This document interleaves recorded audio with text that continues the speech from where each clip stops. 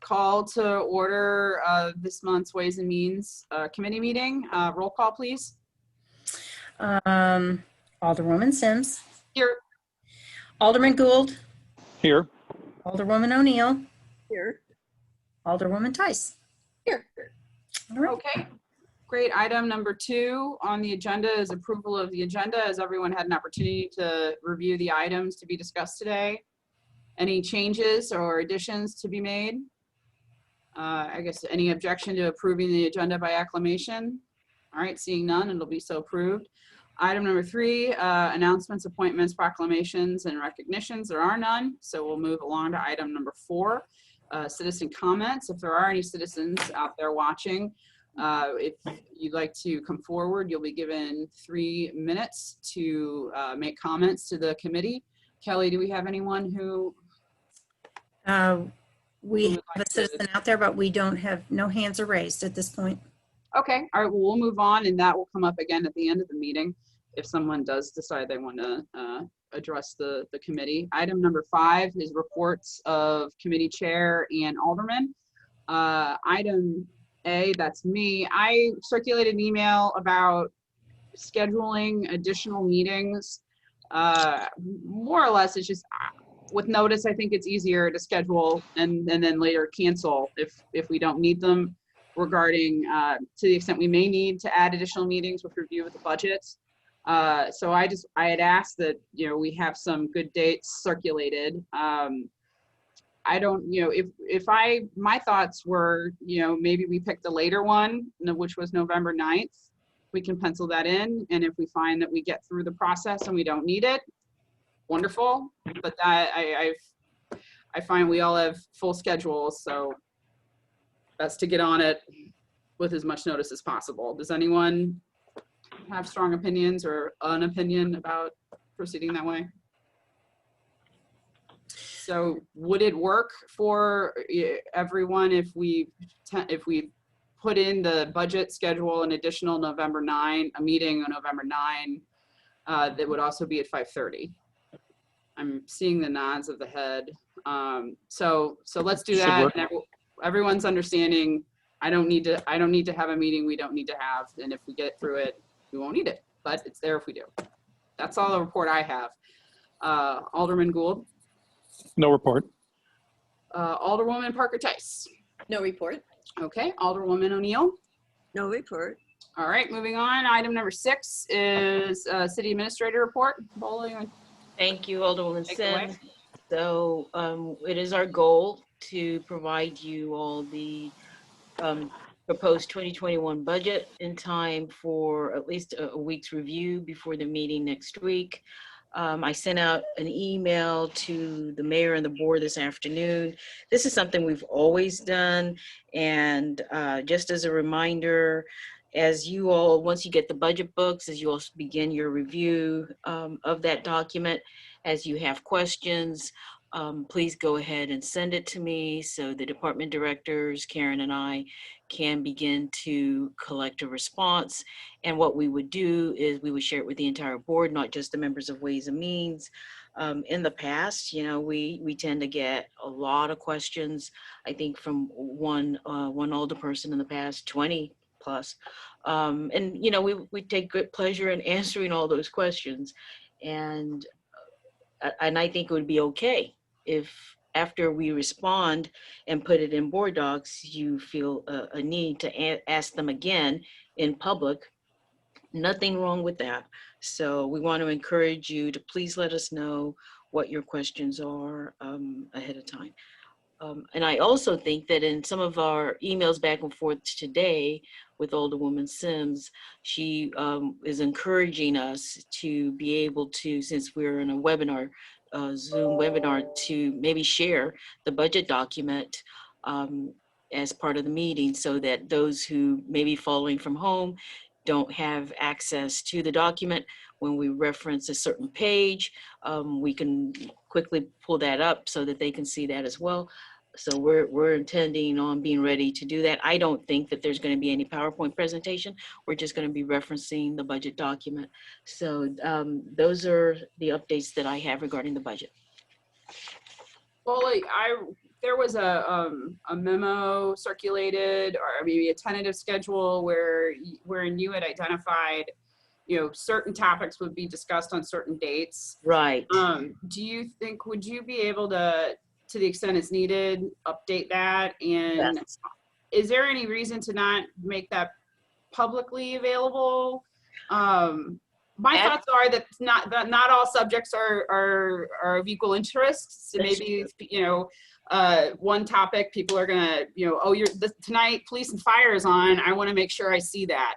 Right. Or I have, I'm gonna come and I'm gonna comment on that. I'd like not the Board of Aldermen to be aware, but then also the public generally. So Well, I think it's so they on can board docs. pencil that in. So if you go to City Administrator Report under the 2021 proposed budget presentation, under synopsis, there's an outline of what we would have presented tonight. So we would do that for each of the meetings where the budget is being discussed, and public content, everybody has access to see that. Okay, great. I didn't know, for some reason I got kicked off my board docs and that wasn't on there, but I'm sure it's back. I just wanted to make sure people, I'm sure regardless of being on the Ways and Means Committee or not, everyone commits to memory the documents available on board docs, but that it could just be punctuated that the topics that'll be brought up. Does anyone, Alderwoman O'Neill? I'm looking at the printout from what you sent out, Bola, this afternoon, or the 19th, and looking at the synopsis for our meeting. The synopsis has IT tonight, but the Thursday, October 29th has IT presenting. So which night is it? We'll clean all that up. Yeah, I think that was initially circulated with the belief that the budget would be available for today's meeting. So obviously we'll have to tweak that memo for when the budget does become available. Right. Any other questions? Okay, well then I'll move on. Item 7A is the annual audit update. Who's got that one? Hey, hang on, I'm just getting my papers together. Okay, so I sent an email last week to the auditor and Bot Steele, Michelle Graham, and copied Rana, our CPA that's working with us. I did not get a response from anyone except Rana. And her and I just talked a little while ago. It's kind of all in there. We've been meeting every 2 to 3 weeks. And the last one, we talked about an open item list that Bot Steel had, but we have given them everything. We're waiting on them to do the financials. So Ron and I just talked a little while ago. She came in and I mentioned that we had this meeting tonight and that I had not heard anything. And if we don't hear, we've both decided if we don't hear anything from Michelle over the weekend, because sometimes she works on our stuff over the weekend and sends me emails, then we're going to contact her on Monday to put a fire under to see where she is on getting this done. Because once she finishes that, it goes to Daniel and Jones, and they have said all along when they get that, it's 45 to 60 days. They did a lot back in January and February before this hit, like some on-site work of auditing payroll and accounts payable. But there are things they need to do with the financials, and we're waiting on Bot Steel. But our people, we have provided everything we can do. So now it's in the hands of Bot Steel, and then when that gets done, it's going to go on to Daniel Jones. Is that right? Right. So the actual numbers of the financials goes to Daniel and Jones. The actual CAFR that we give to GFOA has a letter in it from BOLA, the city administrator, and a management discussion and analysis. Though the management discussion analysis is for the most part done, but there are parts of that financial statement that we have to put in there, and I can't finish it till we get that. So And then there are like 16 schedules. There are 5 that we need some of that information to put in those schedules, or supplemental information. But as far as getting the actual numbers so that they can start doing the audit, they don't need all that other stuff, talking about Daniel and Jones. They just need financials. So they're not waiting on us. And when I talked to Rhonda today, her or I, one or both, are going to contact Michelle on Monday if we haven't heard from them. Could you emphasize, we've got a meeting next Thursday. You know, perhaps this would help in responsiveness from these people you're waiting on, that we're expecting an update and that you need to be able to provide that. That might provide inspiration. We'll have to call, because I did that last week and said I had to provide an update. I need some feedback. And I sent it to those 3 and I didn't hear from anyone except Rana was in here. I just copied her. So we talked about it. But yes, I will call instead of emailing. Yeah, I mean, I'm not going to get into the weeds on how you determine to escalate that, but I'm sure the mayor would probably call for you. I'll throw him under the bus. Yeah. So, you know, I'd like an update, Right. you know, for Right. Thursday. Okay. All right. Is there anything else on that I don't have anything else. topic? Okay. Item 7B, monthly financial update. Okay, that's me too. Let me get over to my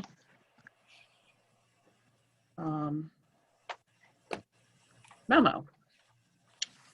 So obviously, again, we did not suffer, or whatever word you want to use, in sales tax loss of revenue like we anticipated. And like, I don't know, Bola, do you know of any city that did as well as we did? I haven't heard of any city. We're very, very fortunate. Yes, we did very well. With that said, if you, I'm kind of looking at my memo, but flipping over. If you look at page 2, we should be, and then I'm looking at total revenues to the far right column, we should be at 25% or less. We're at 27. We're a little bit under in sales tax, but that goes back to probably the very beginning of COVID. So we're still doing pretty good about being on target. Where that helps us, or where it has helped us, is the cost of containments that we put in. If you flip over to page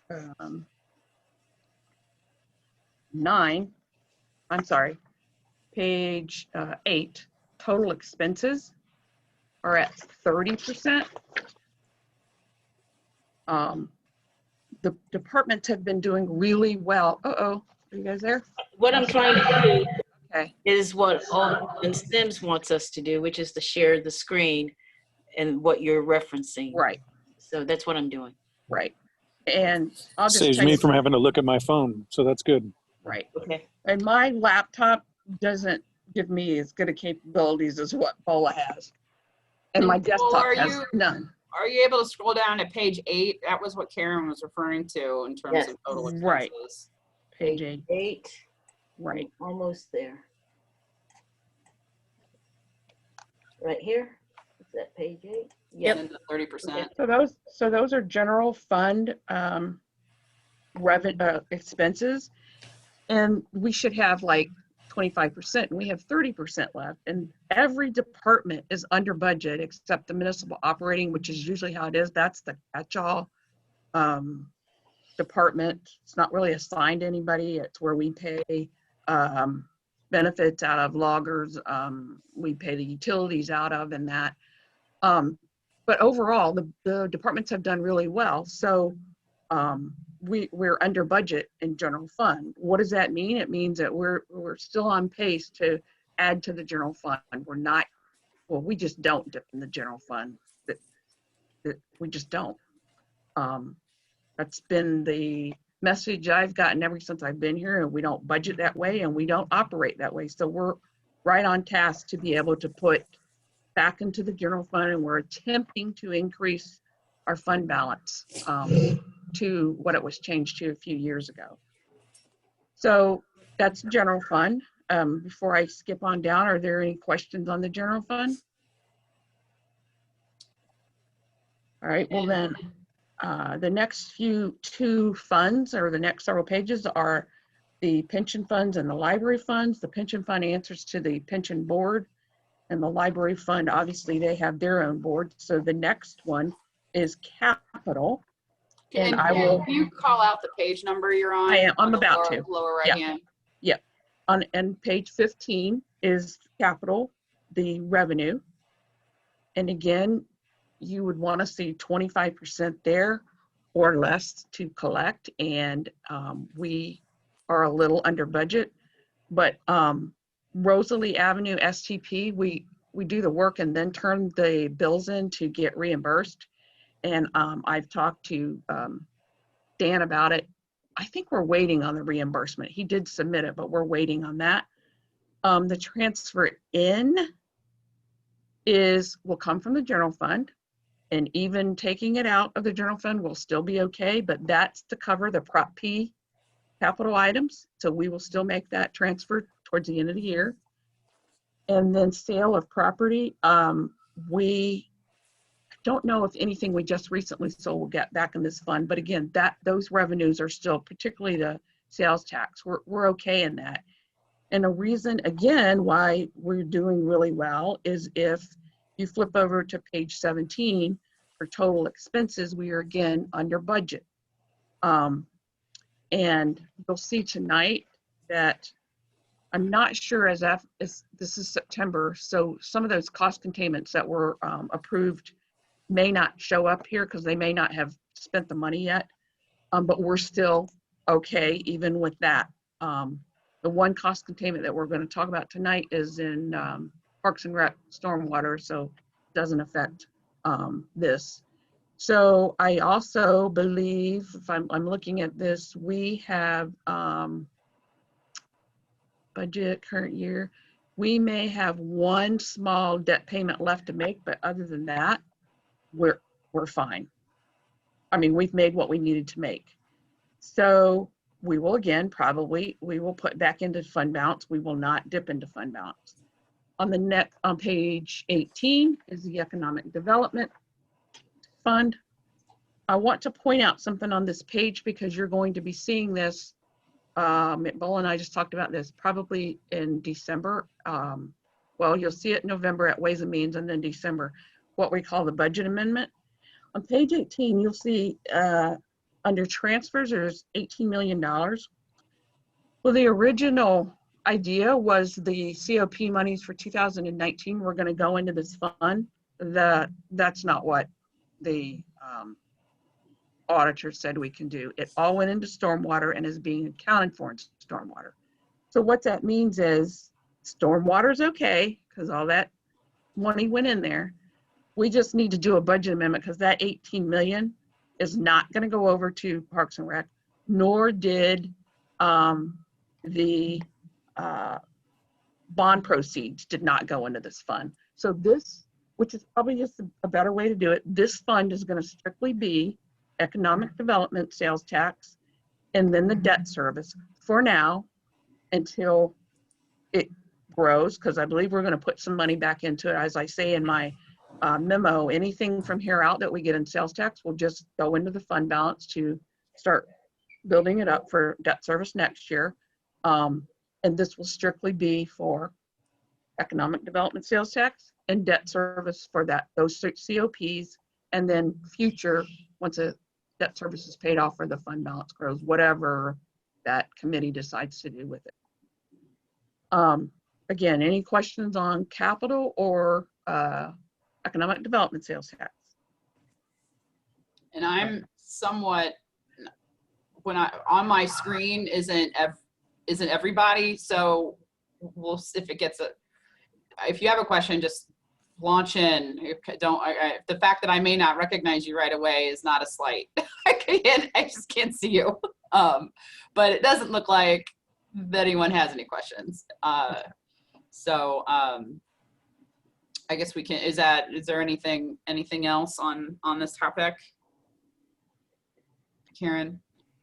No, I just want to jump real quick to stormwater and parks, and I need to give a shout out to Eric.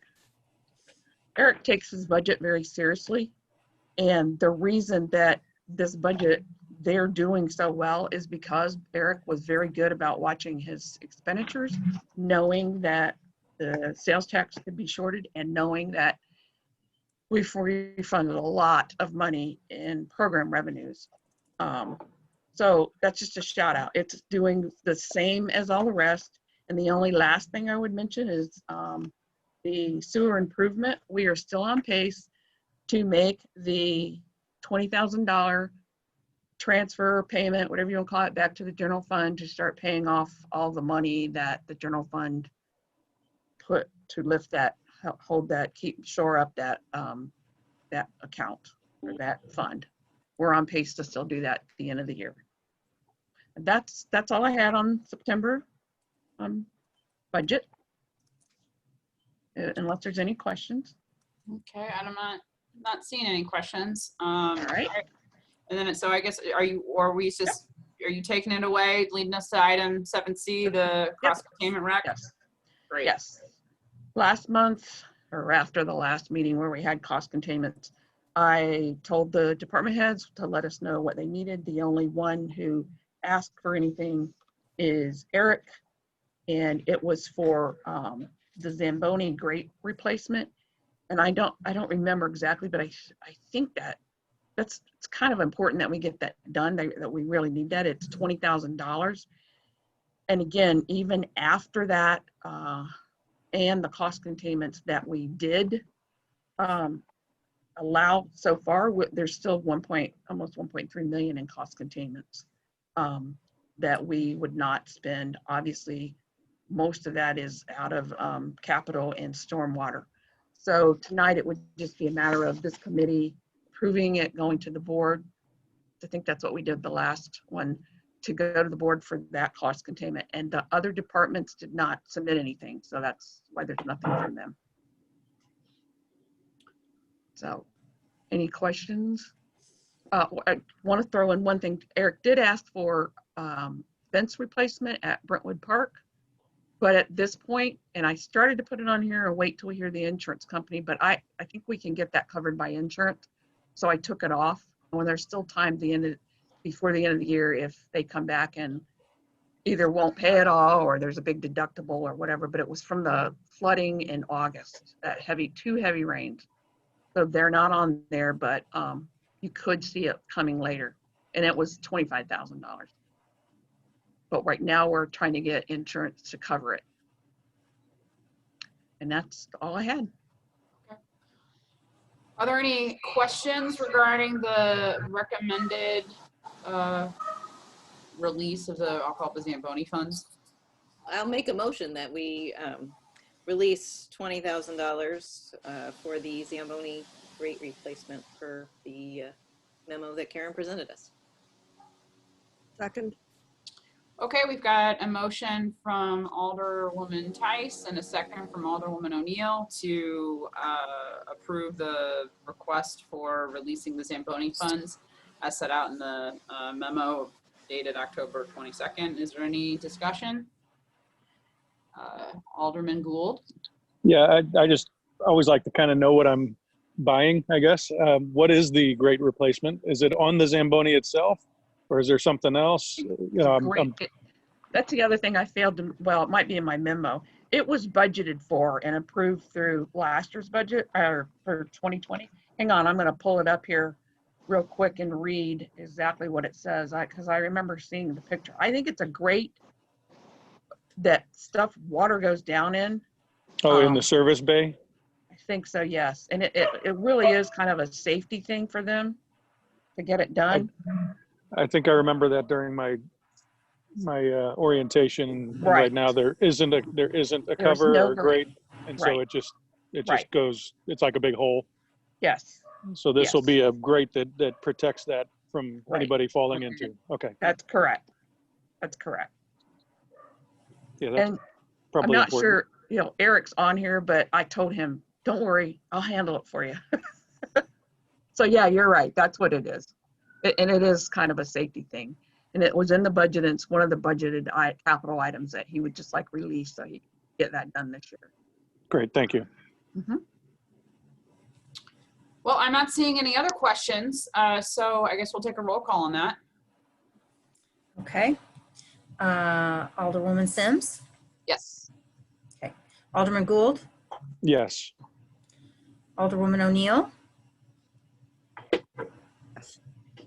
Yes. Okay. Alderwoman Parker Tice. Yes. Okay. Vote passes 5. Vote 4-0. Great, thank you. So we'll move on, and that was it, Karen, right? That's it. Thank you.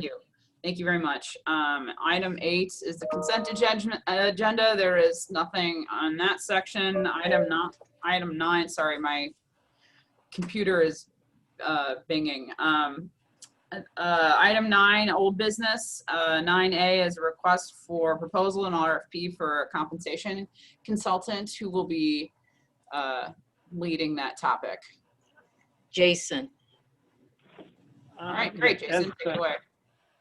As you can see in the agenda, I did upload a memo with regards to the compensation consultant. We have received, I want to say, 9 different bids throughout the process. They ranged in cost from $24,500 on the low end, all the way up to almost $100,000 on the high end. There was one that came in late. That one was discounted just because it didn't meet the requirement. Having gone through each and every one of the proposals that came in, I narrowed it down to 2 that more met what we were looking to do and cost-wise seemed to be the most reasonable. One was the company REDW. The other one was the incumbent of Higbee and Associates. When I knocked it down to those 2, I spoke at length with the city administrator. We then had a telephone conference with each of the 2 firms to kind of go through what their game plan was, what their thoughts were, any recommendations that they might have. And having done that and gone through everything, we came to the conclusion that Higbee and Associates, which was the incumbent, seemed to be the best suited to move forward, and that was ultimately the recommendation. I should point out that Higbee and Associates' dollar figure came in at $30,500. This was a non-budgeted item. However, in speaking with the finance director, Karen Shaw, she indicated that we do have funds available, and again, that is indicated in the document that is supplied there. Typically speaking, this is a process that takes about 90 days. Once the full board has approved moving forward with it, the thought process would be that we ask the Ways and Means Committee to move this forward to the full board, at which point then we would have the full board engage the services of the recommended vendor. Then we can move forward. If the Ways and Means or the board wish to have a brief meeting before they began, both of the firms had indicated they would be more than willing to do that, and that's kind of where we're at right now.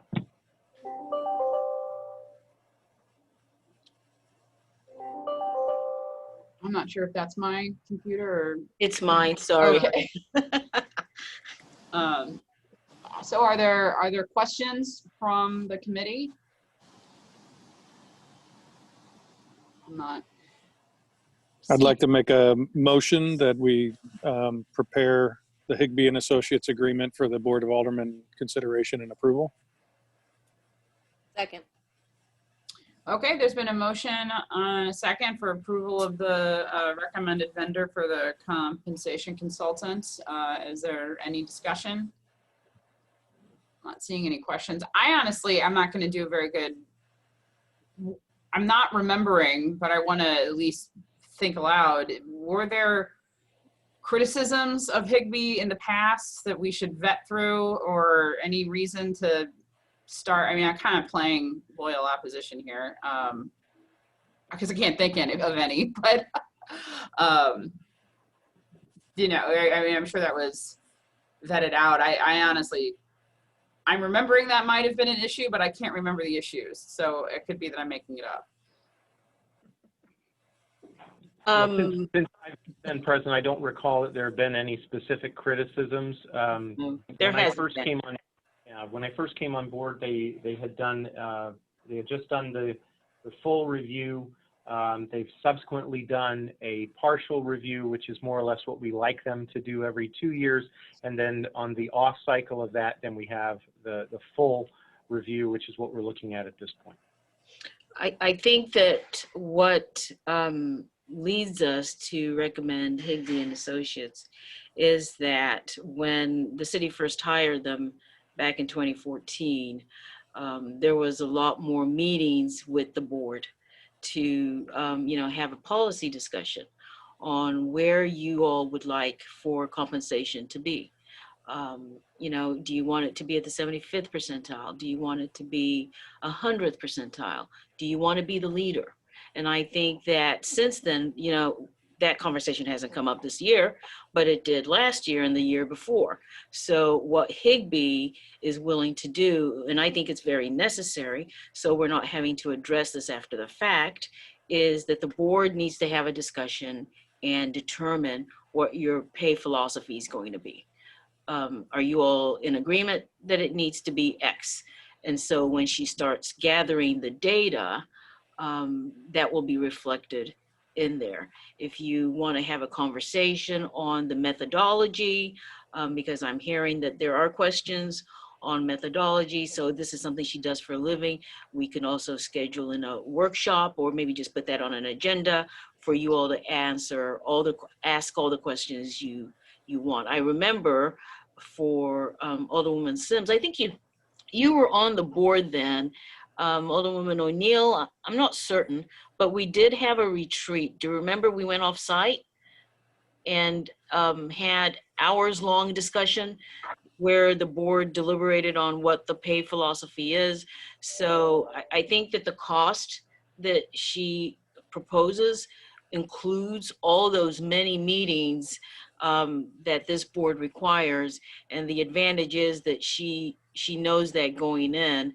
Whereas, we've found, not just with the compensation consultant, but with auditors we've had in the past, where they had no idea that a lot more meetings are required or a lot more work is required, and then they low budget the cost, and then they come back and want to recoup that. So I think this cost really reflects the kind of work that is required to bring something before the board that the board is comfortable adopting.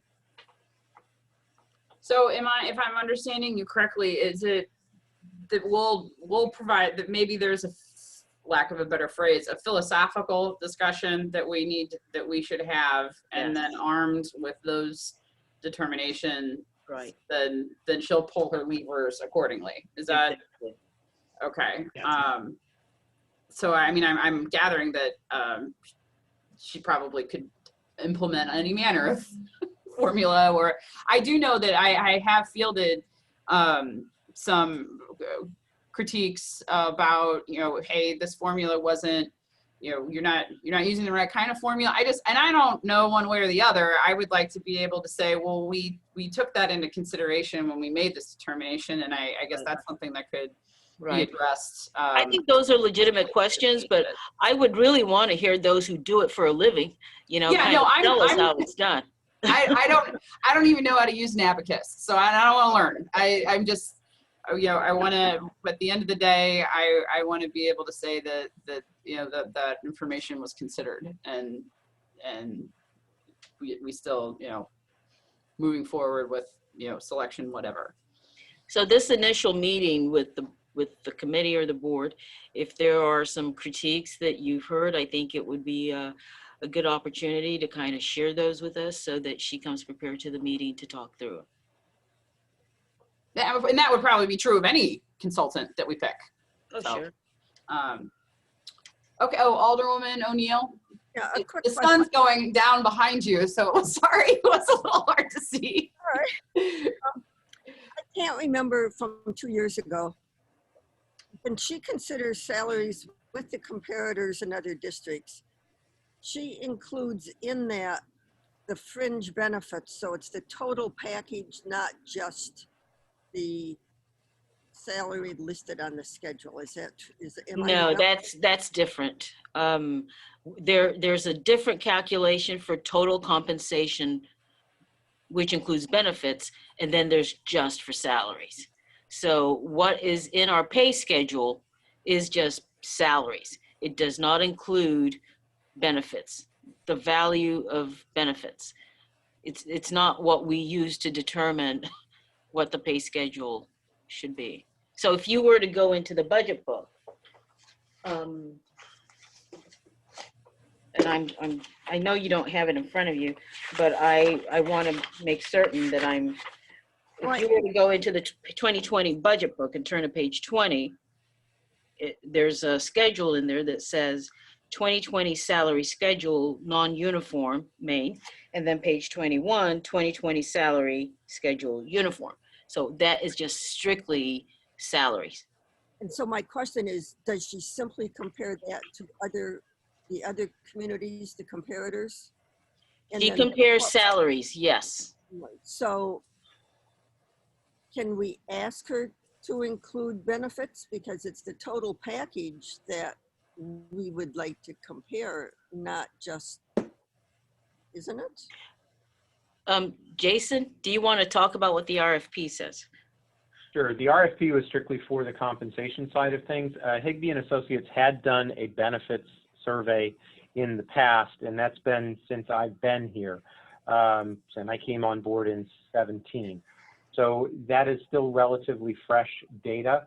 But all we were looking at in this particular RFP was on the compensation side. And as Bola had indicated, you know, one of the concerns would be what the strategy that the board wants to look at going forward. There had been talk in years past of our public safety being at the 95th percentile versus the 75th percentile for the remainder. There are other things that need to be looked at as well. You know, how the actual calculations are made. We can have those discussions. The actual process of gathering the data can be done without that discussion. It's the final presentation that that would lead her to incorporate any guidance from the board with regards to where they wanted to be in terms of the salary structure. So it's important that we do this meeting, but it doesn't necessarily have to precede the collection of the data unless there are specific goals that the board wants to impart to the vendor. Okay, thank you. So I guess I didn't understand. So the analysis will not include any kind of opinion about the benefits? That was not included in the RFP. That was not included in the RFP. Okay, so I wasn't aware of that. What is that? I guess would just need to be taken up separately, or I'm not suggesting you hit the reset button, but right. I think that if you want to add that, then we would have to talk to her and find out what would be the cost to do that. Remember, we already have that data. So what she would be doing is updating that data. We already have that data. So Yeah, is that something that Jason, you can, overlay that data along with what she comes back with as far as the total compensation, or not total compensation, but compensation, and then we can kind of factor in where those two kind of meet, rather than having to pay, if that data is only 2.5 years old, it's likely current.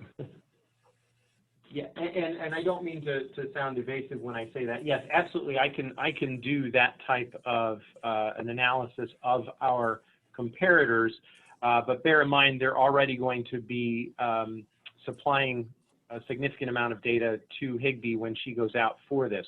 We could have her tack that on if we wanted to do that.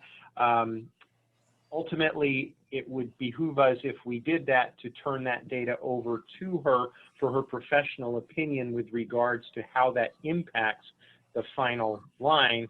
If the board so chose to have me do that, I could do that, or we could have her do that.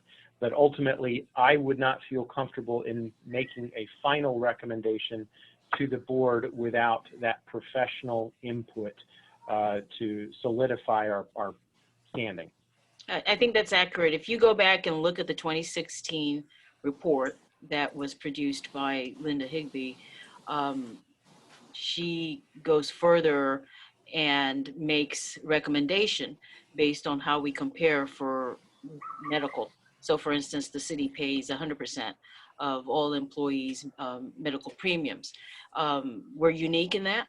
I think that her data show that very few municipalities continue to do that, that some were making employees, asking employees to pay a certain percentage.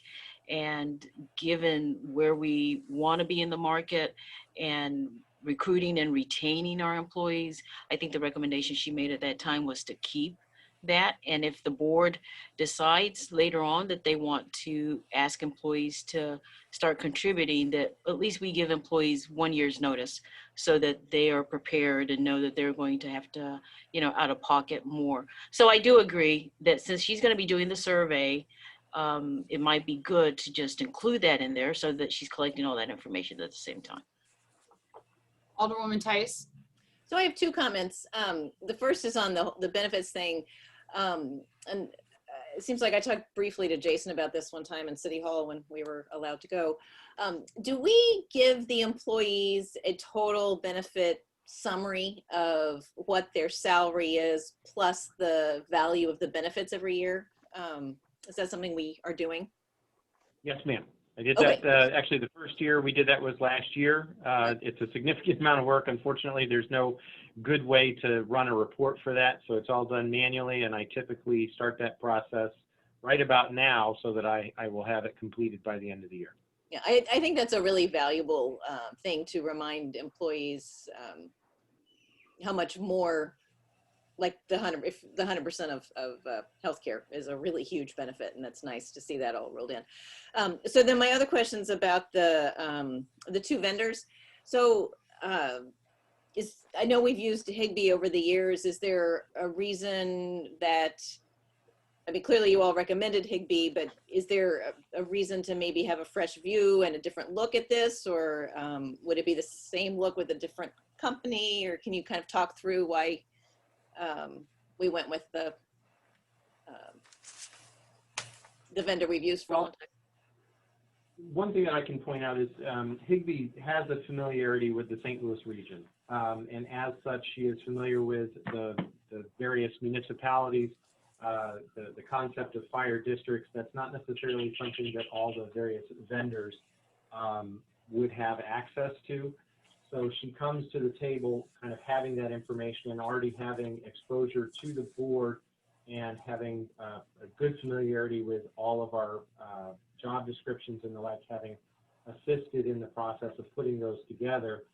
She would be able to easily compare apples to apples and potentially get the results to us faster than what the other vendor was looking at.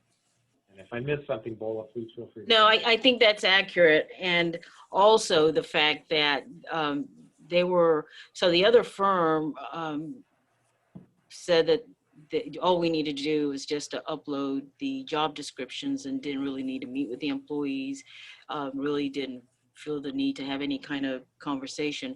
But we've had experience where we know that the board needs to be engaged, and Higbee is willing to do that. And I refer back to Alderman Sims, there were multiple meetings, and it didn't cost us any more than what she charged to get the board comfortable, to get the union comfortable with what you ultimately will have an opportunity to approve. That's why. And if I can cycle back to Alderwoman Tice's first point, I do all of the new hire orientations personally for all of our full-time employees. And as such, one of the things that I do is I focus on the cost of the benefits right from day one. So the employees are made full aware of that right out of the gate. I literally sit down and explain to them the cost of the benefits and what their portion is and how this adds to what their salary is, even though they don't necessarily see it on the W-2. So I think that in and of itself kind of helps get them in the right mindset before they even come on board. But the benefit summary sheet that I started last year helps reinforce that on an annual basis as well. Plus, it gives the employees a snapshot in time of what their current elections are to make sure that, you know, if they want to participate in the flex spending, that they're doing that. If they want to contribute to the United Way, that's on that form. I included everything. So it really provides a lot of additional good information to the employees, but they are very much aware of the financial value and impact of the benefits that we offer. Having spent so much time in nonprofit and government entities, it seems, I think that's a really important thing to drive that home, because it's can't always compete with the corporate world, but there's a lot of benefits that come from working for nonprofits or municipal governments. So thank you for doing that. Thanks for answering the question, Bola and Jason. My other question. Alderman Gould. Yes, I just have, if this is in an effort to make sure that we have the proper, you know, recruitment and retention measures in place, have we conducted exit interviews or anything like that to people that are leaving and why they're leaving? And is it about pay predominantly? Is it about, you know, I guess what I'm getting at is what are the most important priority measures that we need to focus on as it relates to recruitment and retention? And I can address that. I can definitely attest to the fact that when an individual leaves, unless they're switching to a different profession, on the average, I would say about 90% of the time it is due to compensation. The benefits that we offer here are top-notch. You know, as Alderwoman Tice had kind of alluded to, that is one of the major perks to working for a government or a nonprofit, are the benefits that are offered, not necessarily the compensation. We may not be equivalent when it comes to paid time off, but the benefits that we offer here are on par or better than our comparators. That's what I had expected, so thank you.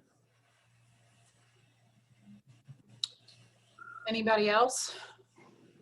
So, and just so I'm not confused, I don't see how we could analyze the compensation in a vacuum from the benefits. I mean, is that data can be at least, I think as Alderman Gould said, layered on. I mean, I think that would put the thumb on the scale of, you know, yeah, okay, your salary is X, but you've got, you know, all these, I mean, it's a rich package. So how hard would it be for her to incorporate? It shouldn't be hard, because I don't think that most organizations have increased what they're offering to, you know, where we are, which is 100% of medical or health premiums. You know, if you're asking your employees to contribute 10%, most likely over time, you're probably going to ask them to pay more, given current economic conditions. So it shouldn't take a long time to update that. And for those of you that are new on the board, new meaning within the last year or so, we can make available the initial report so that you see the benefit package and you see her analysis there. It's very comprehensive. And just to tag on to that, if you look at the document that was uploaded for Higbee and Associates, the last portion, the last 3 pages of that, the last 5 pages of that document were the benefits survey that she had conducted in 2018. Just a sample of what that information is. So realistically, what she would do, and I don't want to speak for her because there's obviously additional costs associated with doing this, this would simply accompany whatever document is sent to the various municipalities that she's doing the survey of for them to complete.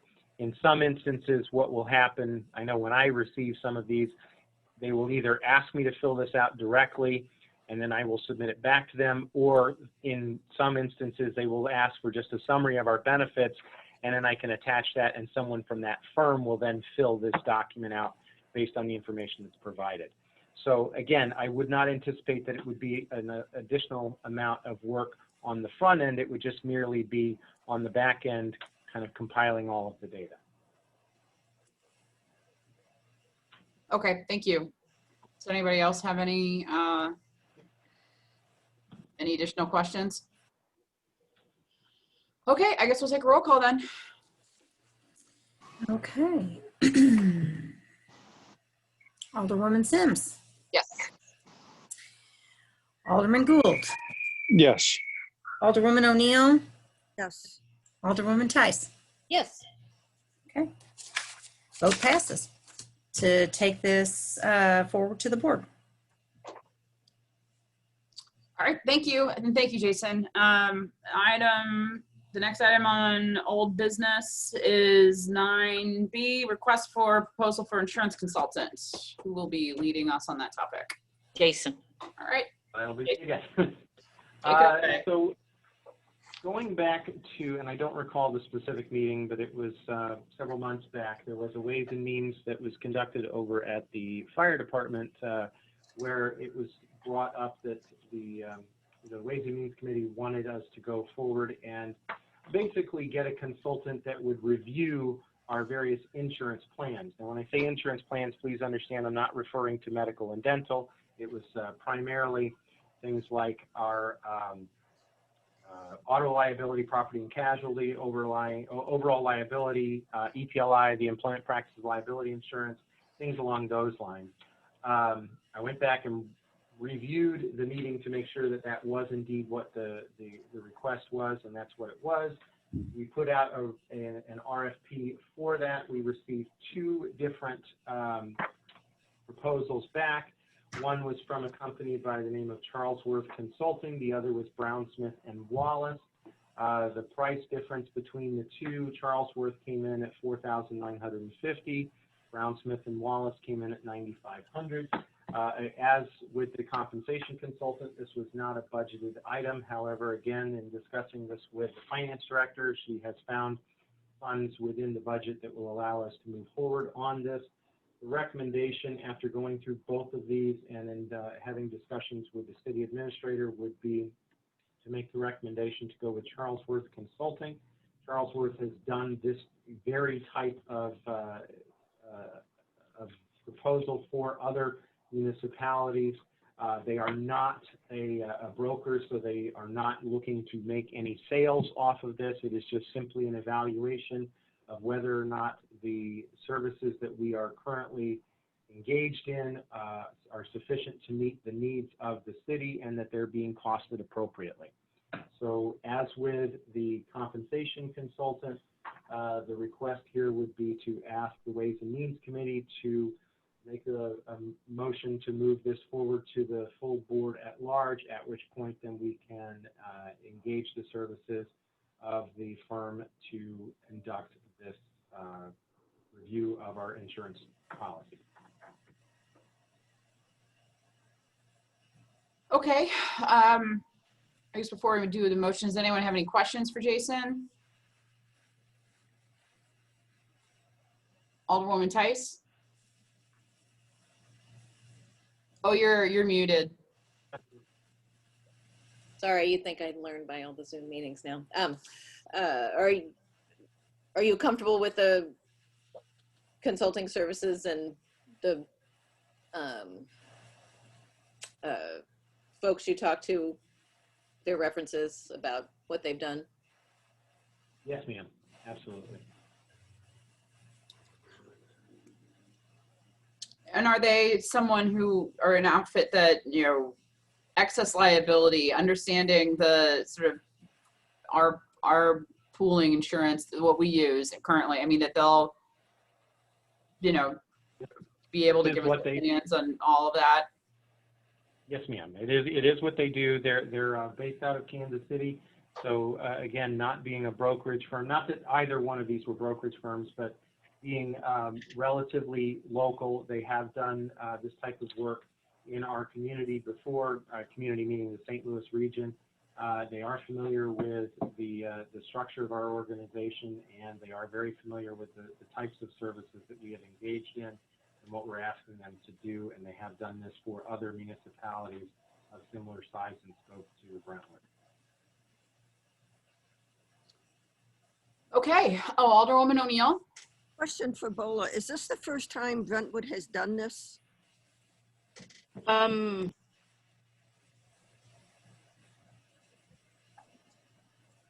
Bola, you're muted. What about now? Yeah.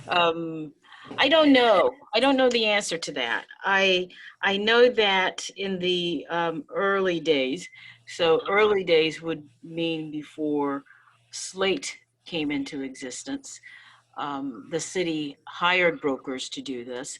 And then I think at some point there was an alderperson that was an insurance agent that also maybe served in some sort of advisory capacity to the city. So, but since I've been here, this is the first time we've done it. 9 years. Thank you.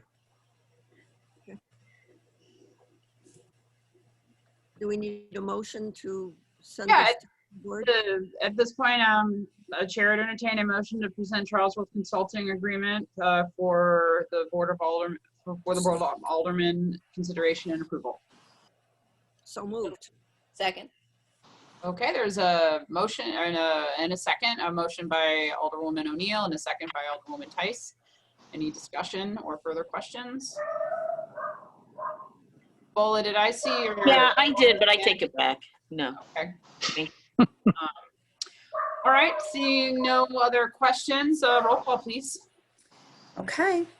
Alderwoman Sims, Yes. Alderman Gould, Yes. Alderwoman O'Neill, Yes. Alderwoman Tice. Yes. Okay, all in favor, 4-0.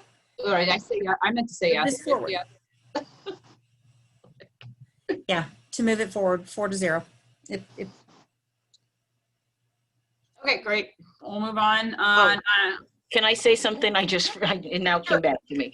So if you look at board docs under this item, if you scroll to right after deliverables, I just thought that I would insert something you all might want to think about.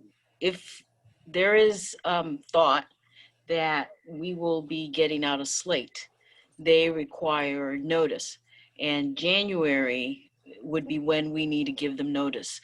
So it would be ideal, maybe after this goes to the board or when it goes to the board, if there's thought that we need to give Slate notice to let them know we're going to be going in another direction for all insurance services, we need to give them notice no later than January 1st of next year. Yeah, so I guess in that regard, they need to move quickly. Yeah. Okay. I definitely thank you for bringing that up, and I think that should be pointed out at the Board of Aldermen meeting. If that is our choose. In your conversations with Charlesworth, is that timing going to be okay? Well, they're not actually looking at any of the services that Slate offers with regards to the workers' compensation or the employee medical benefit. They're looking at the services that were indicated before, but it had come up in the past that the board had considered potentially moving away from Slate. But I'm hearing they're kind of two different subjects, right? It is. It is. Okay. Well, then, so that's not even really going to be practical, is it? I mean, we can't withdraw from Slate without withdrawing medical and workers' That's comp. correct. So That's correct. So then I don't see how that's possible. But the conversation keeps on coming up. So I think the board just needs to, have it in your back pocket. Just remember that if there is a point where you all feel that And I don't know that you've actually taken a vote recently on that. Is it a non-starter that because we would lose health and we'd have to go out on our own? Or we would lose workers' compensation and things like that and have to go out on our own. I mean, is this something the board wants? I mean, they're all policy decisions. Well, Alderwoman Tice.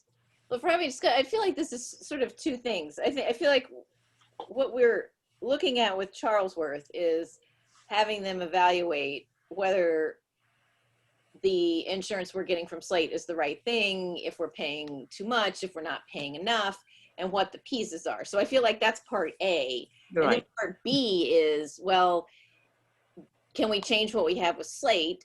Right. And is that the best deal? Or is it better to move somewhere else? So I feel like it's a bigger topic than just this. And this is only looking at part of Right. the bigger Right. piece. Well, and Charlesworth won't be consulting on any of those. They're going to be only on public officials insurance, It's property right. and casualty, auto liability, and Right.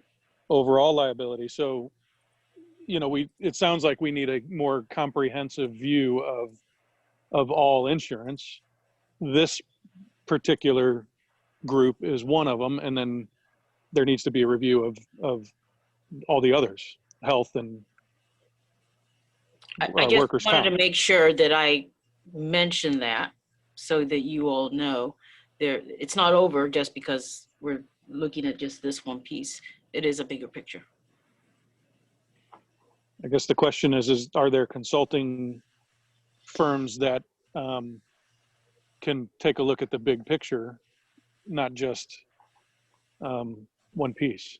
I think they can look at all of this. This board just identified the 4, 1, 2, 3, 4, that they want them to look at to start off. So if at a later date you want them to look at the others, they can look at that as well. Yeah, it just sounds similar to the last conversation we had. If we need a comprehensive view in order to make policy decisions, then it makes sense to economies of scale to, you know, have one entity that can review all of that particular aspect. No decision is required on part B. It's just part A, and I think there's been a vote on that. So we can put part B on a future Ways and Means agenda, and that conversation can continue.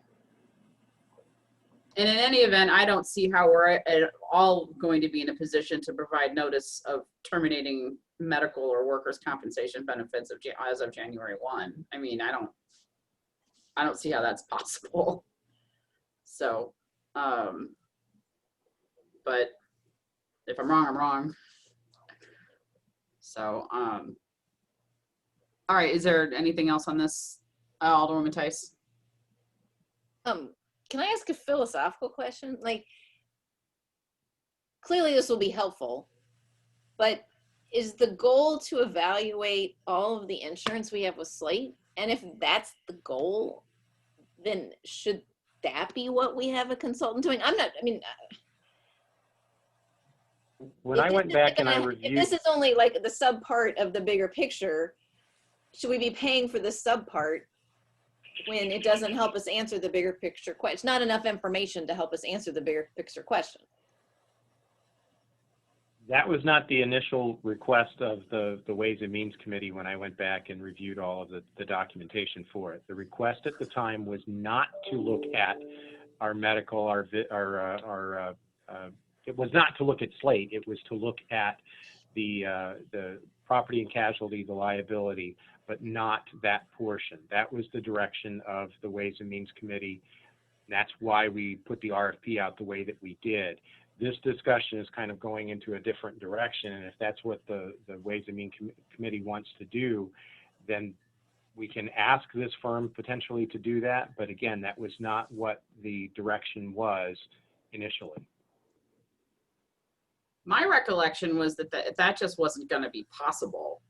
It's not, and the reason why we say it's not is because when we go out on our own, the healthcare premium is double-digit increase, and without saying the name of a municipality, but both Jason and I have heard from staff at neighboring municipalities who are interested in joining Slate because they're experiencing high double-digit healthcare premiums.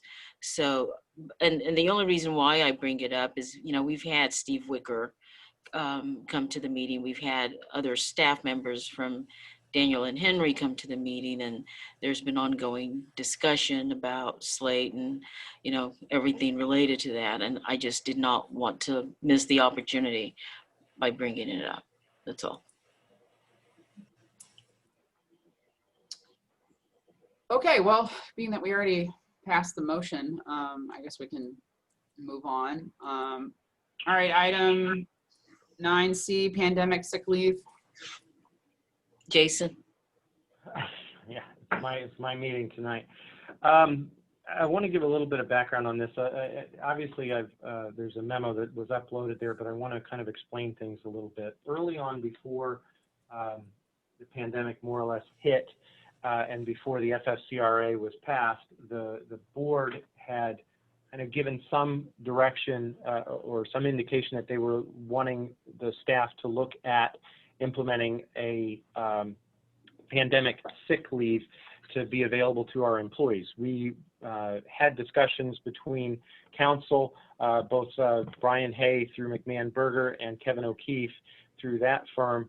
And the thought was to hold, because the federal government was in the process of looking to pass legislation there, which they did. They passed the FFCRA, which is the Families First Coronavirus Relief Act. And in essence, what the FFCRA has done is that it has granted, in essence, 2 weeks additional paid leave across the board for all employees. Now, there was a caveat that would allow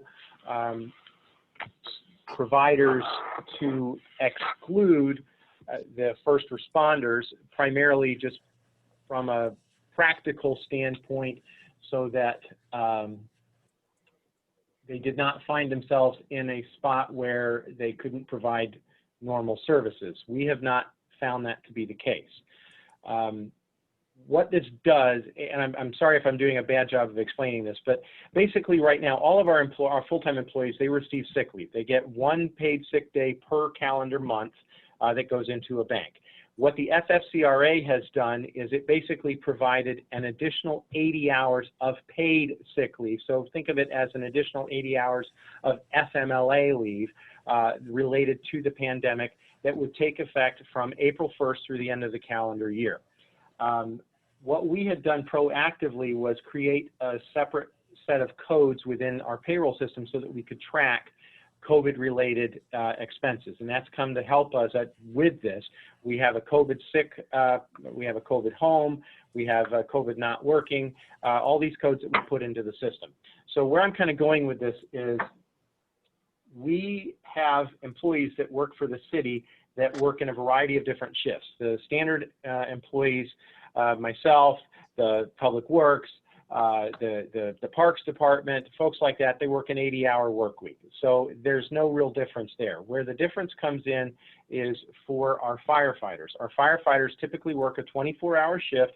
They work 2 of those typically per week. I say typically because depending on how their shift rotation goes, it can be anywhere from 4 days in a payroll cycle all the way up to 6. So what my initial recommendation was in addition to the 80 hours that we provide to all of our other employees, to offer parity to our fire department by increasing that up to 96. We have done that across the board for vacation. We've done that for other sick leave, things along those lines. I just simply think that it is something that makes sense to do in this case.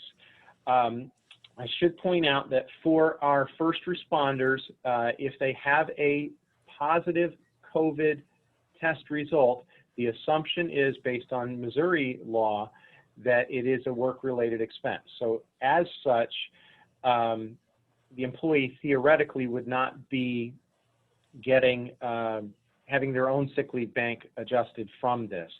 However, because of the way that the St. Louis County is working with first responders, the fire department is typically needing a greater amount than even the 96 in order to come back. They have asked that we extend the 96 up to 144 because of the additional requirements put upon them by the state. That way they're not eating into their personal sick leave bank for COVID-related illnesses. And I know Chief Curtin is on the line. I'm sure he can kind of speak to this as well, but the bottom line with this was we just wanted to make sure that the board was aware that this was out there and to initially at least allow us the option to increase the fire from the 80 to the 96. And I'm sure there's a lot of questions, so I'll be happy to field them any way I can, especially since I've probably not done the best job at explaining it. I mean, fire needs more sick leave, right? That's, thank you for cutting to the chase. That's really is. I think. You did. All right, I'll go. Like I need a chart for that. We ran this past the Labor Council, and they also concur with this. And, you know, we've always talked about this ever since the pandemic started, that any employee who contracts COVID or has a positive test result, that we would reimburse or make them whole. They're sick, make them whole at the end of the year. And we haven't had a lot of that, but the ones that we have had, Jason has been tracking that, and we will be bringing that to the board prior to the end of the year to assist all those employees. Are there any questions? And if I'm reading this board doc correctly, you don't need any action from us tonight, but you're just giving it, action will be coming at some point. Right. Or a request for action. That's correct. Okay. All right. Well, thank you, Jason, for that report. Seeing no other questions on that topic, we can move on. And we're now into new business. Item 10A is a request to accept a settlement payment for ambulance service. Who will be Chief Curtin. regaling us on that topic? Chief, it's all yours. Can you hear me? Yep. Sure can. Good evening, everyone. Thank you for recognizing me. For those of you that are new to the board, I want to just give you a quick update on what this is. Periodically, and it's by no means a regular practice, we'll get a request from a lawyer representing a client that we may have transported due to an accident or an injury, and their settlement amount is unable to cover the entire cost of their ambulance bill. And so they write us a letter requesting that we accept less payment than our normal rate. And in this particular case, it's roughly $200 less than our normal rate.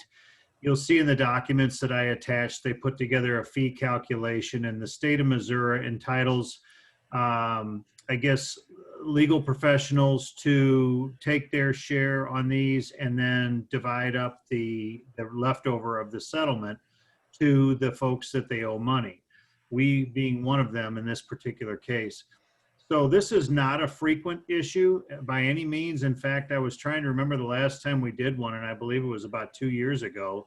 So this is not a regular common thing, but we are, this is in our ambulance billing policy as an acceptable reason to bring this forward. So we would like to find out if you all agree with that and would be willing to waive the $196.96 and accept payment. I think it makes sense to do it. That's typically the case in these things. In this particular case, it's a pretty fair settlement considering I've seen less brought forward. So I think it makes sense, and we really, just need to get some money out of this thing. So that's my spiel, unless you guys have any questions. At this point, Chair will just go ahead and entertain a motion to approve the settlement amount requested as set out in the memo. Settlement amount of $474.04, which is a balance write-off of $196.96. So moved. All right, we got a motion from Alderman Gould and a second from Alderwoman Tice. Is there any discussion, bearing in mind the amount of money we are discussing? Seeing none, roll call, please. Alderwoman Sims. Yes. Alderman Gould. Yes. Alderwoman O'Neill. Yes. Alderwoman Tice. Yes. Great, motion passes. Thanks, Chief. Thank you very much. Appreciate it. Sorry if you had to be on the call for the entirety of the meeting for that item alone. Moving on, item 10B, Brentwood Library, discussion of lease agreement. Who's got that one? So that's me. This is just information at this point. In November, we will be presenting to the board a formal agreement with the library. There hasn't been, I think in the history of the library, there may have been a total of 2. The initial agreement and then the second agreement when there was a renovation of the library space. So over the years, the library has now decided that some of the services that the city has been providing them in the past, they now want to take it on their own. So they now have retained the services of their own legal counsel. They will be doing their own payroll. They've set up their own bank account. And so what will really continue is just the lease space and shared spaces and utility rates or utility bills, prorating that, what their cost would be. And given notices if they were to ever find a space for themselves. There has been talk, I think my duration here, that they've wanted to partner with the school district with all the renovations that are going on there, and that didn't work out. They also were looking for their own space, and Alderwoman O'Neill, I believe you're quite familiar with all of this ongoing discussion. So earlier this week, City Attorney Kevin O'Keefe and I met with the president of the library board, Ed Wright and Jeanette Osterly and Jenna, and their legal counsel, Lisa Stump, to just review more of the terms of the agreement. So there are some changes that we're working on, and we will be bringing that. I've asked Dan to make certain that the amount that the city's charging them for the space, $500, that has never changed, in the lifetime of this agreement. Is that still a good amount to charge them? Or is there a desire to charge them market rates? Their funding sources from property tax, and we all saw a decrease in that this year. But those are some of the recommendations that will be included in this agreement that we will be bringing forth in November. So I just wanted to give you a heads up that we've been talking about this for 9 years, and we're finally coming full circle to have something to present to the board. Okay, any questions? I'm not seeing any, but I appreciate the heads up, but no action from us tonight, but at some point, so we'll take that up as it comes. All right, well, that leaves us with item 11, citizen comment. Do we have any comments from the citizens? We do. Peter Simonson has raised his hand to talk. Okay. Mr. Simonson, if you state your name, address, and you'll have 3 minutes. Yeah, hi, I'm Peter Simonson with Charlesworth Consulting, actually. Sorry, I raised my hand earlier to try and answer some of your questions about the insurance item. So I just wanted to say I'm available if you have any questions or anything about that item. I'm happy to address those if you want. The address is 1818 28 Walnut Street, Kansas City, Missouri. Well, I would entertain, if anyone had questions for him, I'd allow it. not seeing any hands go up. Thank you, Mr. Simonson, for being available. We look forward to working with you. Yep, no problem. The coverages are separate, almost always with a pool. The employee benefits is separate from the liability package. So we can confirm that with Slate, but in almost every other pool we've worked with, those coverage lines are separate, and you can be a member of one coverage line but not another. And the 12/31 date is not a problem for the project. And we also do employee benefit consulting. We do the same thing on the benefits side. We just didn't bid it because it wasn't part of the RFP, but that is a service that we offer. That's good to know. All right, is there anyone else? I'm not seeing that There's there no is. one else. No. Okay. All right. At this point, Chair will entertain a motion to adjourn. So moved. Second. Okay, motion and a second. All those in favor say aye. Aye. Aye. Aye. All right, we're adjourned.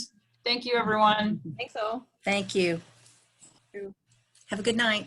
Yeah, you as well.